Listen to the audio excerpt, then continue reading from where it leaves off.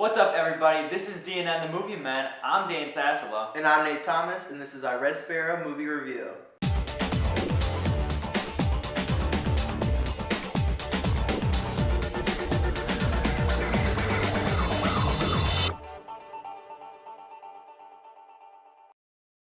So this movie is basically a female Russian actionless version of the Bourne trilogy.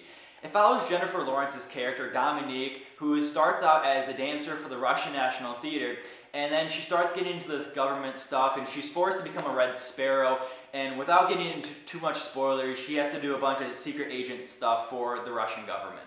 So going into this movie, we kind of thought this was going to be a Black Widow story from Marvel, but that's 100% not what it was. Yeah, we both expected this movie to be more of a Mission Impossible or a Jason Bourne type movie, where it's basically a popcorn movie, it's mind-numbing entertainment, but it's not what it is. It has a complex story that requires you to think a lot because it goes off on a bunch of different tangents, and it is kind of confusing at some times. Yeah, the plot of this movie is really confusing because it goes off in so many different tangents. You don't know if she's going to be on the American side or the Russian side, and it just overlaps so many times. And to most viewers, it's going to be really confusing, but to us, it was pretty interesting. Yeah, and I came out of this movie really rather confused, and I had to have him explain it to me a little bit because it was confusing. I got lost halfway through the movie because there's so many different people and tangents that this movie follows, and it's really choppy in my opinion, and it wasn't well done at all.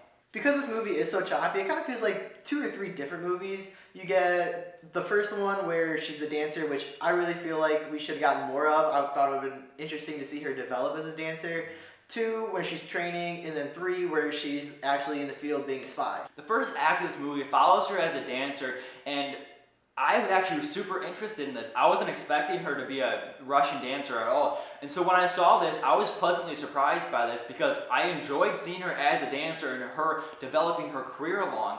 And I thought that was going to be the main motive of the film, but it quickly shifts to her training and a bunch of this government interference, and that's ultimately where this film lost me.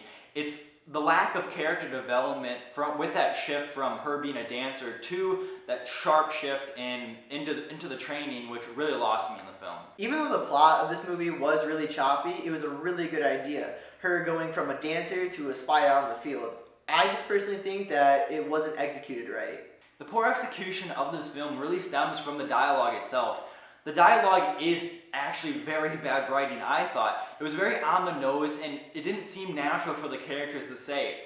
Russians wouldn't talk like that, and Americans wouldn't talk like that, so it doesn't create good characters that we believe as the viewers. Because of this bad writing, it feels like the writers added a lot of stuff that didn't need to be there, and the film really felt like it was about like 15 to 20 minutes too long. And because it feels like 2 or 3 different movies, that also adds to the length of the movie, and it just drags on. And I often was checking my watch during the film because it did feel like 15 to 20 minutes too long. Even though the dialogue that was given to the actors wasn't really that good, the actors really did a good job with it. Yeah, one of the best parts about the acting is the accents. Because it is an American-made movie, it's set in Russia. The actors, like Jennifer Lawrence, had to fake a Russian accent, which is honestly one of the hardest things to do as an actor, because you have to consistently stay with the same accent for 9 months of shooting. And so I give major props to the actors for the accents that were very, very good. One of the most important things before you watch this movie is knowing that it is really inappropriate.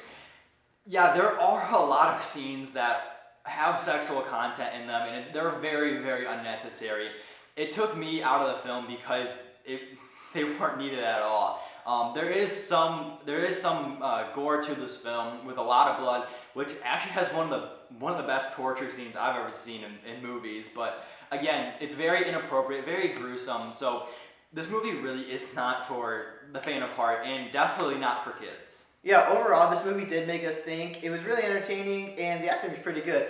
But because of the confusing plot and the really inappropriate scenes, this movie isn't for most people. And for these reasons, I give this movie a 2.6 out of 5. I didn't care for the plot as much as he did, but yeah, I don't think that this movie is for most people. And I'm going to give the movie like a 3.1 out of 5. I think the plot's pretty interesting for me. I actually got it. It wasn't very confusing for me, and I did think the acting was great.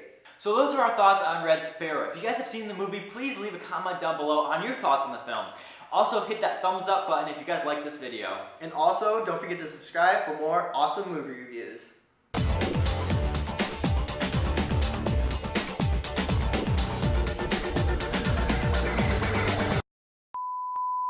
Because this movie is so choppy, it kind of feels like What? I licked my lips as you were saying. Oh, okay. Okay, we're good. I got it. One more take. Okay. It doesn't allow the characters to actually become